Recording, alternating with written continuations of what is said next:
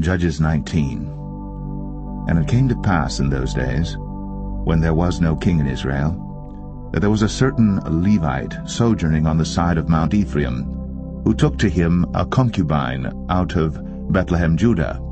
And his concubine played the whore against him, and went away from him unto her father's house to Bethlehem Judah, and was there 4 whole months.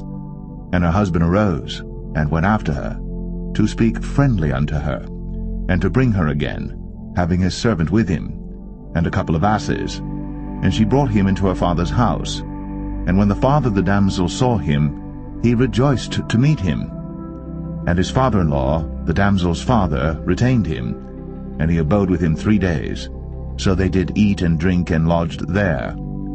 And it came to pass on the 4th day, when they arose early in the morning, that he rose up to depart. And the damsel's father said unto his son-in-law, Comfort thine heart with a morsel of bread, and afterward go your way. And they sat down, and did eat and drink both of them together. For the damsel's father had said unto the man, Be content, I pray thee, and tarry all night, and let thine heart be merry. And when the man rose up to depart, his father-in-law urged him, therefore he lodged there again. And he rose early in the morning on the 5th day to depart. And the damsel's father said, Comfort thine heart, I pray thee. And they tarried until afternoon, and they did eat both of them. And when the man rose up to depart, he and his concubine, and his servant, his father-in-law, the damsel's father, said unto him, Behold, now the day draweth toward evening. I pray you, tarry all night. Behold, the day groweth to an end. Lodge here, that thine heart may be merry. And tomorrow get you early on your way, that thou mayest go home. But the man would not tarry that night, but he rose up and departed, and came over against Jebus, which is Jerusalem. And there were with him 2 asses saddled. His concubine also was with him. And when they were by Jebus, the day was far spent. And the servant said unto his master, Come, I pray thee, and let us turn into this city of the Jebusites, and lodge in it. And his master said unto him, We will not turn aside hither into the city of a stranger, that is not of the children of Israel. We will pass over to Gibeah. And he said unto his servant, Come, and let us draw near to one of these places to lodge all night in Gibeah, or in Ramah. And they passed on and went their way. And the sun went down upon them when they were by Gibeah, which belongeth to Benjamin. And they turned aside thither, to go in and to lodge in Gibeah. And when he went in, he sat him down in a street of the city, for there was no man that took them into his house to lodging. And behold, there came an old man from his work out of the field at even, which was also of Mount Ephraim, and he sojourned in Gibeah. But the men of the place were Benjamites. And when he had lifted up his eyes, he saw a wayfaring man in the street of the city. And the old man said, Whither goest thou? And whence comest thou? And he said unto him, We are passing from Bethlehem Judah toward the side of Mount Ephraim. From thence am I.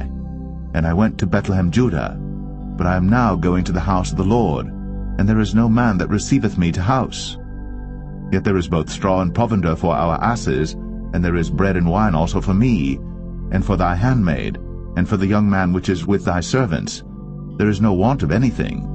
And the old man said, Peace be with thee. Howsoever let all thy wants lie upon me, only lodge not in the street. So he brought him into his house, and gave provender unto the asses, and they washed their feet, and did eat and drink.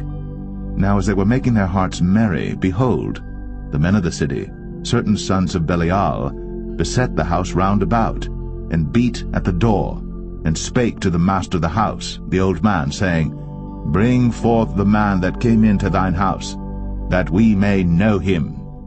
And the man, the master of the house, went out unto them, and said unto them, Nay, my brethren, nay, I pray you, do not so wickedly. Seeing that this man is come into mine house, do not this folly. Behold, here is my daughter, a maiden, and his concubine. Them I will bring out now, and humble ye them, and do with them what seemeth good unto you. But unto this man do not so vile a thing. But the men would not hearken to him. So the man took his concubine, and brought her forth unto them, and they knew her. and abused her all the night until the morning. And when the day began to spring, they let her go. Then came the woman in the dawning of the day, and fell down at the door of the man's house, where her lord was, till it was light. And her lord rose up in the morning, and opened the doors of the house, and went out to go his way. And behold, the woman, his concubine, was fallen down at the door of the house, and her hands were upon the threshold. And he said unto her, Up, and let us be going. But none answered. Then the man took her up upon an ass, and the man rose up, and gat him unto his place. And when he was come into his house, he took a knife, and laid hold on his concubine, and divided her, together with her bones, into 12 pieces, and sent her into all the coasts of Israel. And it was so, that all that saw it said, There was no such deed done, nor seen from the day that the children of Israel came up out of the land of Egypt, unto this day. Consider of it, take advice, and speak your minds.